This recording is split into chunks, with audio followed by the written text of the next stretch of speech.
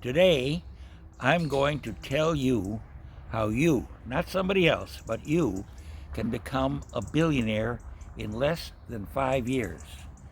Now, you'll say that's impossible. Sure, it's not impossible, but it isn't going to be easy because a billionaire isn't one of the 1% rich people. It's not even 1% of 1%. It is 1% of 1% of 1% of 1%. That is to say, out of 100 million people, only one in the next 5 years will become a billionaire. But that one is going to be you. And so today I'm going to tell you a story about, well, let's make it a fictional billionaire, but it is going to be the same steps that every billionaire in history, outside of political dictators like Putin, have taken. So today, the topic is how you can become a billionaire in 5 years or less. To become a billionaire, the very first thing you need is a product or a service that can be expanded. That is to say, you can't become a millionaire by having a restaurant with 4 or 5 tables, unless, of course, you're planning to franchise that restaurant. But I'm going to make up a story today about a fictional product called, let's call it Benton's Mud Cosmetics. Now here's the basic of our product. A swamp with a lot of mud. And so I'm going to make up a fictional story about a guy who can't read and write. Well, maybe he can write and read a little bit, but basically a guy who hasn't been to Harvard Business School. He hasn't really gone beyond 4th grade. And he could be any race, any religion, and really almost anywhere in the world. And this is how my fictional character is going to be a millionaire.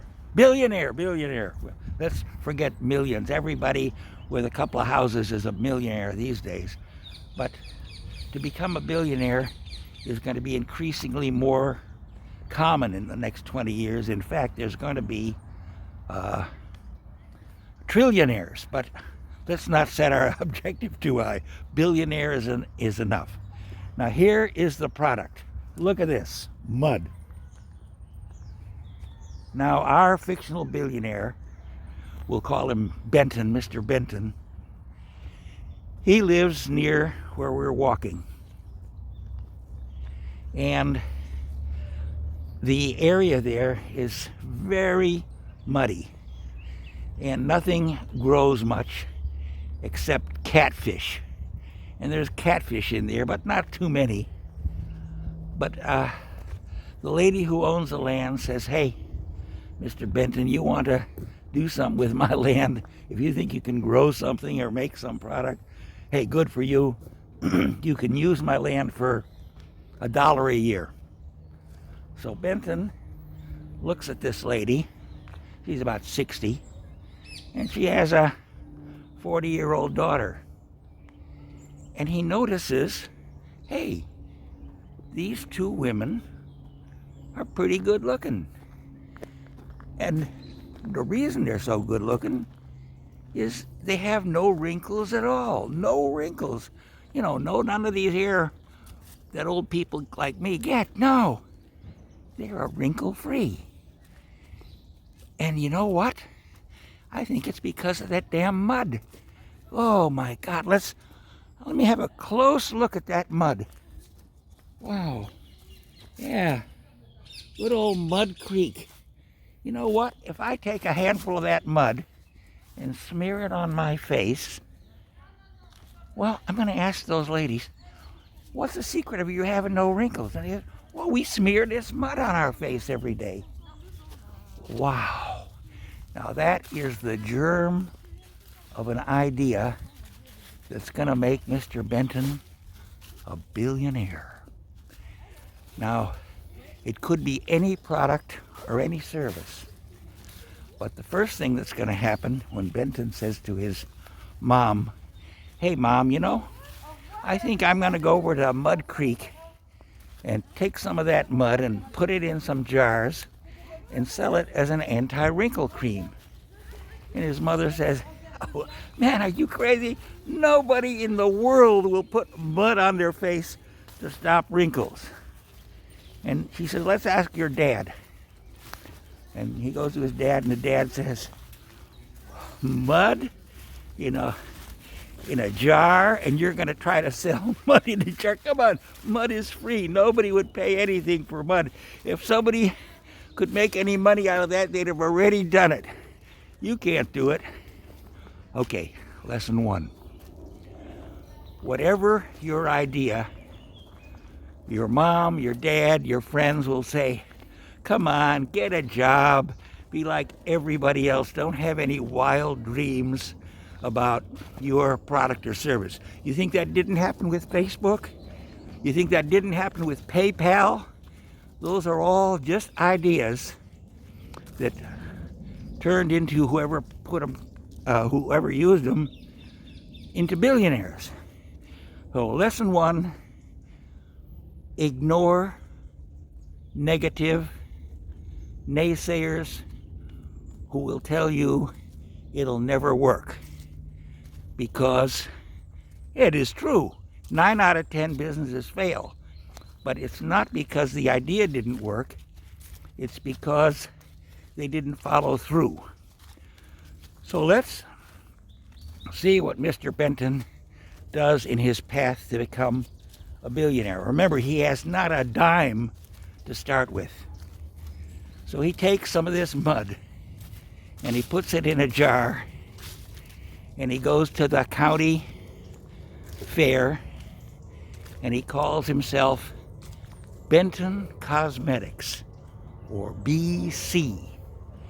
And he goes to his computer, or his friend's computer, because he's too poor to have one, and he says, "Make me up a nice logo, BC Cosmetics." And he comes up with this. Okay, now that's our first start, a product. Now he goes to the county fair with a few jars, well, a dozen jars. Didn't cost him anything. He got, junk jars from somewhere. And he put his nice little logo on the jars.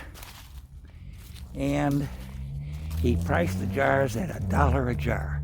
Now that's pretty good. When you get something for free and you can sell it for $1, well, he's going to try to sell it for $1. But you have to have a little bit of a gimmick, a marketing gimmick, a marketing ploy. So in the beginning, he took a photograph of the 2 ladies who are letting him use Mud Creek mud. And he's made some really beautiful shots that look like this. And he's saying they owe their beauty to rubbing their face and the rest of their body with Mud Creek mud, or BC mud, BCM. Wow. And so he has these pictures, and a few people buy the darn mud. Wow. Well, lesson 2. Everybody starts with a little nickel and dime product, but if it's something relatively cheap, you've got to sell millions of cans of the stuff. So how does he go from selling $12 worth at a county fair to millions? Well, it doesn't happen overnight, but here's how it does happen. So the first problem, I wouldn't really call it a problem, but the first thing to jump over is, how do you go from a dozen bottles to a few hundred sales? Well, it's not so hard. Once again, this is all fiction, I'm making it up, but if you look at the story of any billionaire, you'll find a similar answer. Mr. Benton says, I remember I was in high school with Sally Murphy. And Sally Murphy, she sings songs and she makes TikToks, and she's kind of what they call an influencer. And I wonder if she could maybe help me market my product. I'm going to call up Sally Murphy. Ding, ding, ding, ding, ding, ding. Hi, Sally, remember me?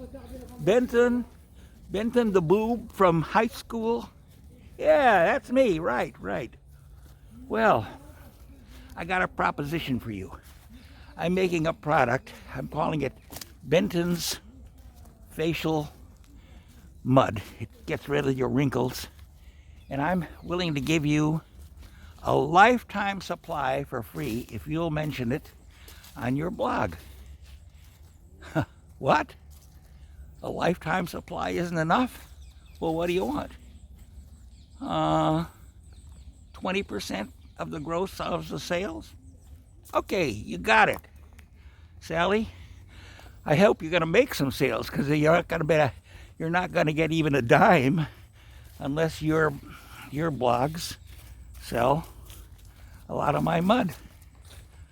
Well, time passes, about a week, and guess what?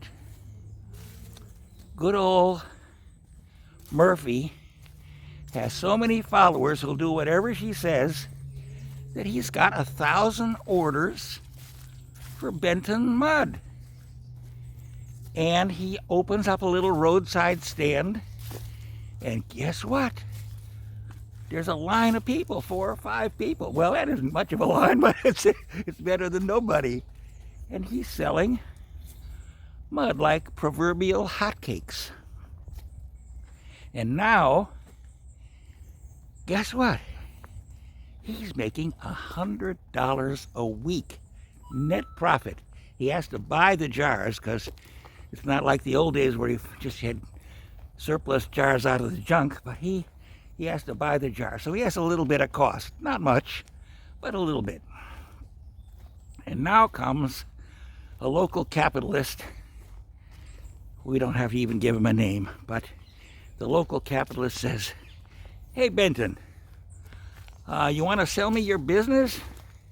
You're making $100 a week. That's $5,000 a year. I'll tell you what, I'm going to give you 10 grand cash money if you sell me your business." And Benton thinks about it a while. And he says, "Nah, I saw this video from Grandpa, and he told me how to become a billionaire." And he says the third warning I'm going to give you is don't sell out too early. If your business is growing by leaps and bounds, of course you're going to get offers. But if you sell out, well, you're never going to be a billionaire unless you start another business. But I don't have any more ideas. All I can think about is mud right now. Okay, so he doesn't sell out. Warning number 3, don't sell out early. Okay. But his sales are so good, he decides, okay, I'm going to build on Mud Creek a little factory, and I'm going to hire 2 or 3 people to put my mud into jars. And Murphy, hey, you're doing quite a good job, but you know, I think we've got all the people in your orbit are already have bought my mud.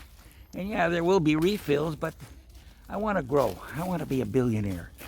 Oh, Murphy said, a billionaire, sure. He said, you should be lucky you're making $100 a week.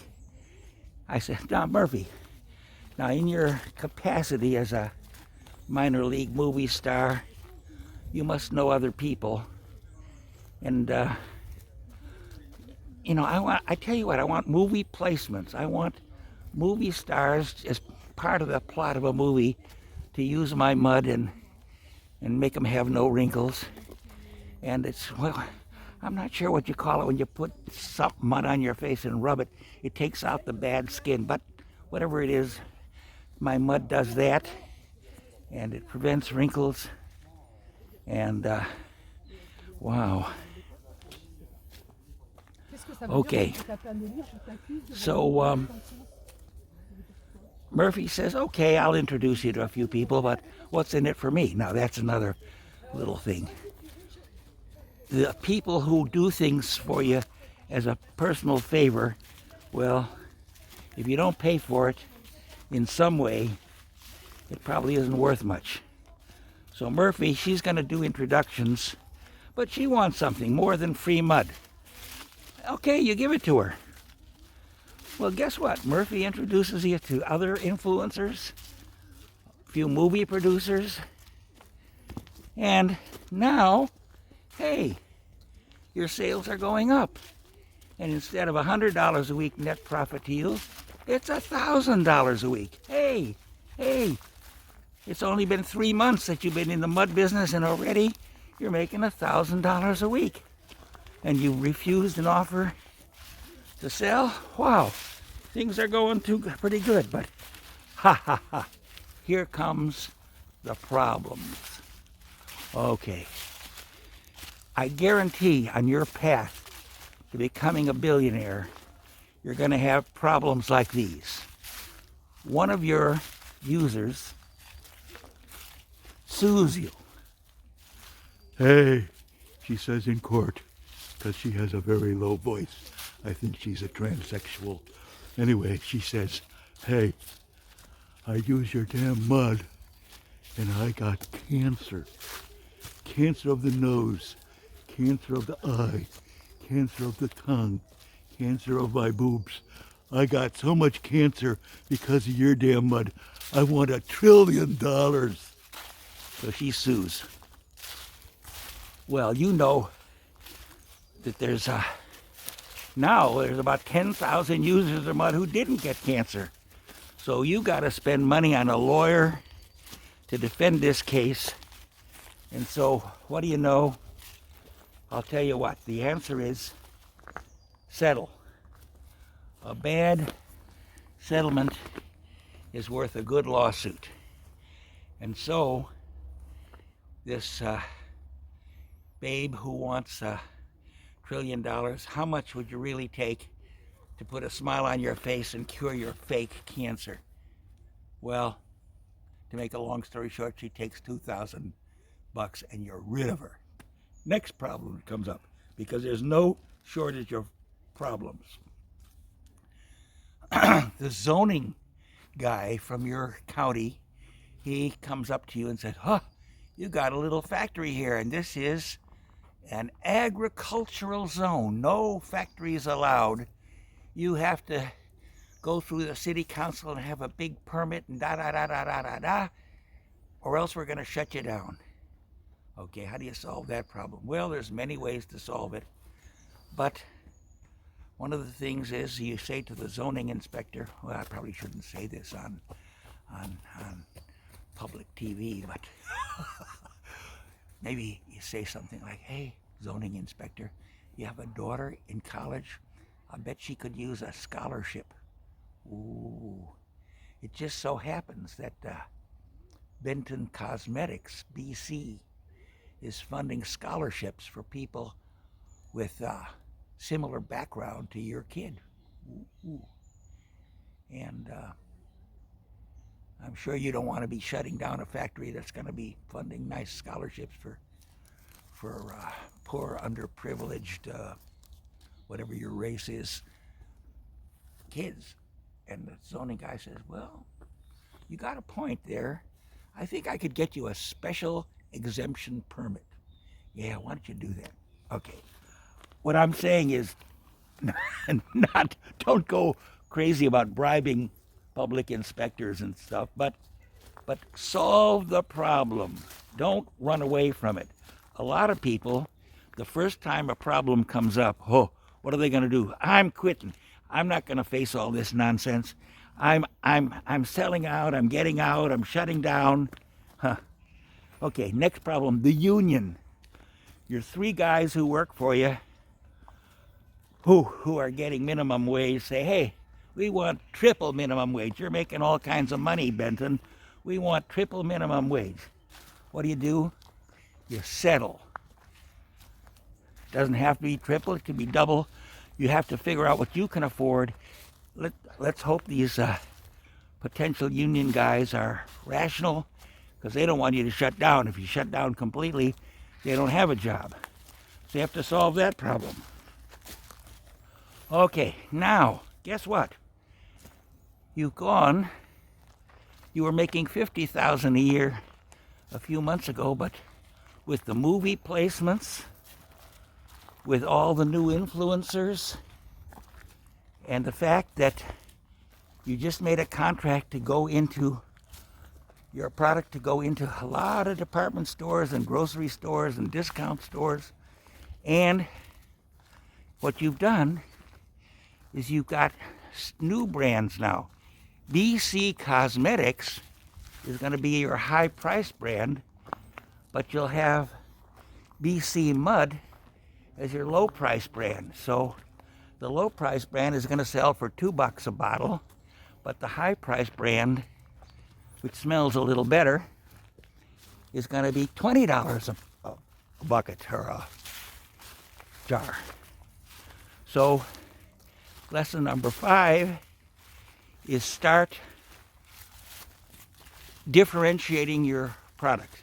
For instance, in the vodka business, there's Stolnich Kaya, and there's several other brands that are exactly the same, made by the same company, but the fancier bottles sell for 10 times more than the cheap bottles. So diversify. Now, once you're getting big, people are going to come to you with ideas.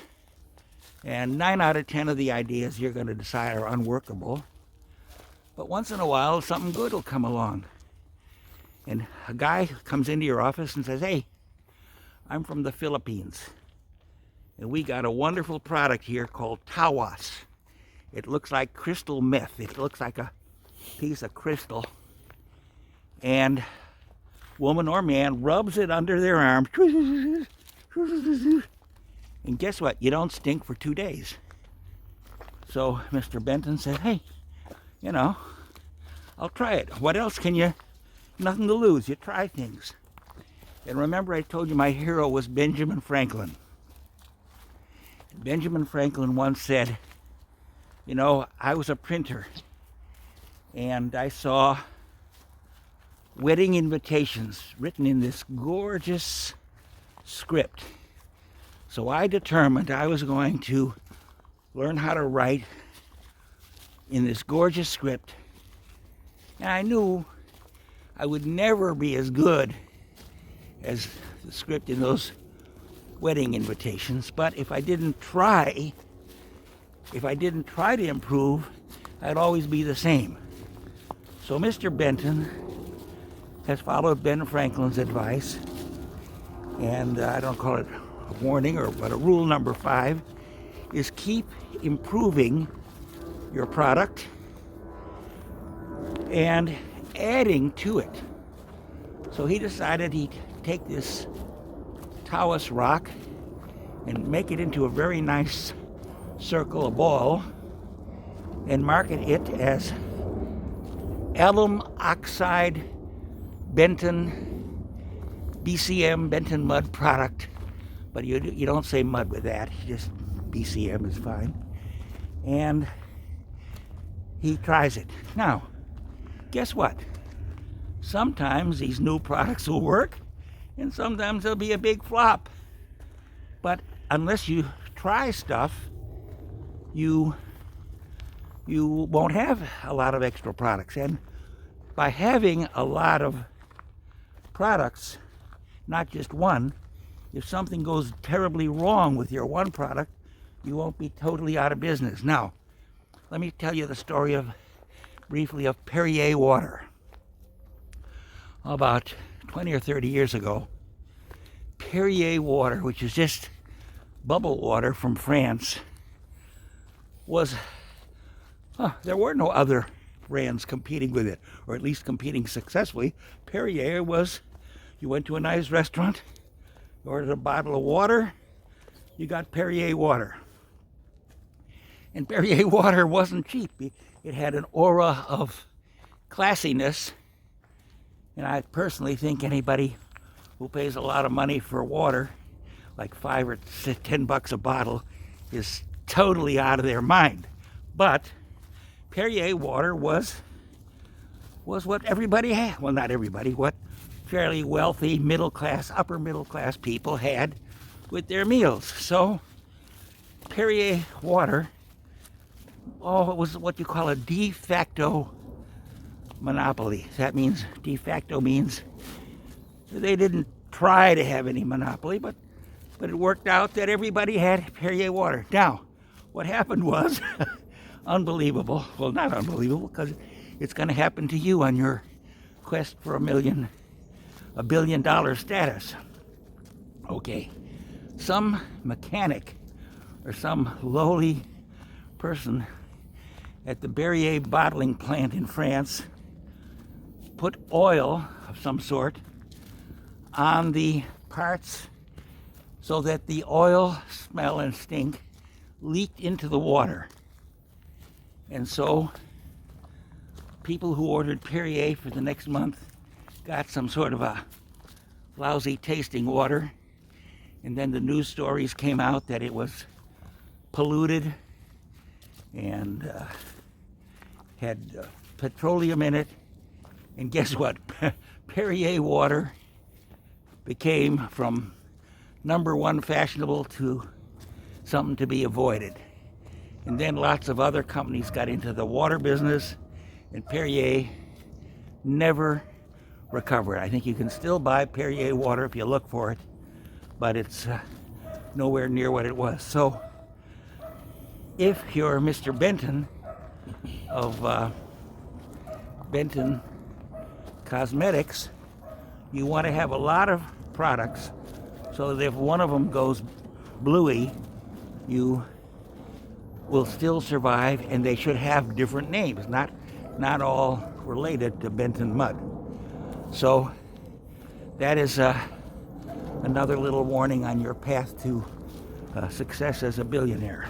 One of the big mistakes that people make when they start making serious money, like $500,000 a year, is they splash out on an expensive car, maybe wine, women, and song, and that is a huge mistake because it undermines your credibility as a conservative guy like Warren Buffett, who is not a big spender on consumer goods. So do not go crazy and spend your money and reduce your income with consumable luxuries that only serve to bring bad attention to yourself from the taxmen and from insurance salesmen. Stay away from excessive personal expenses. Well, now we'll assume that Mr. Benton, after 1.5 or 2 years, has joined the 1%. He's now making, from his cosmetics and the various sub-products he has, he's making $500,000 a year net profit to himself. Pretty good. He's in the 1%.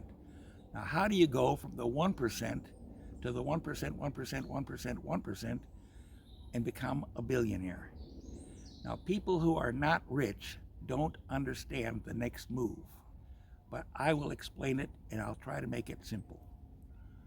Benton has a very good business, but it's kind of local. It's in, well, let's say the United States.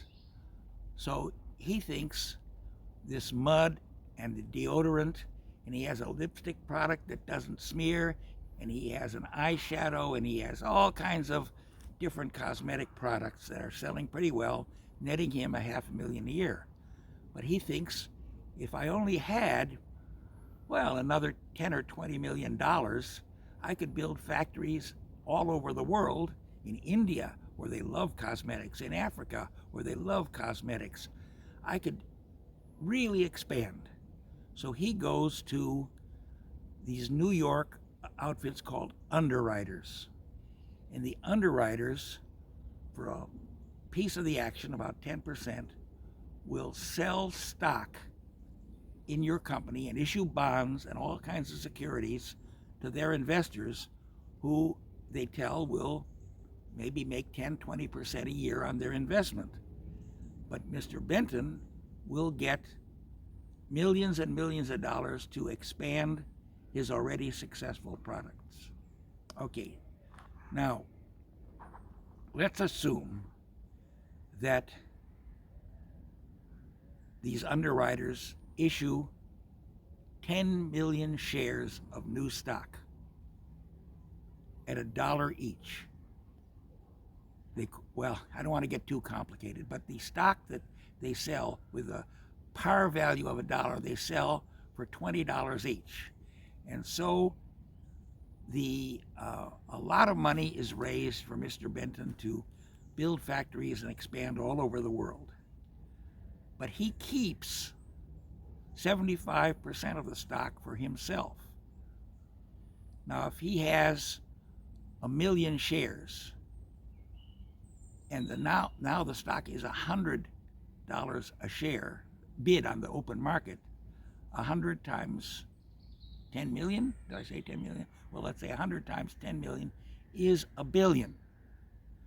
So he is theoretically worth $1 billion. Now, where does that wealth come from? It's actually, the guy on the street can't really relate to that, but it's the bid price of the shares he has that he hasn't sold. Now, when this happened to Bill Gates of Microsoft, he began to dribble out these shares to the general public and sell them. It's more complicated than that, but I'm trying to keep this simple. And gradually, he got his money out of Microsoft, not all of it, but enough to make him a very rich fellow, and probably at least a billionaire in stuff outside of Microsoft, see? So Mr. Benton, who should be worried that something is going to happen to Benton Cosmetics to screw things up, he will go to an underwriter, issue a lot of shares, raise money, and then his personal shares, he'll start selling them to have a personal fortune. Now, people like the dictator Marcos, they diversified. They had apartment buildings and office buildings in New York, in Macau, gambling casinos. They had all kinds of other assets. So when they were kicked out of the Philippines, they didn't lose everything. And if you want to be a billionaire, once your business, your product or service is selling very well, and you have an underwriter to raise money by issuing stocks, then you are on paper a billionaire. And you convert that paper billionaire status into a real billionaire with other assets. And that is how you become a billionaire. And that is our hint for today. Bye-bye. See you tomorrow.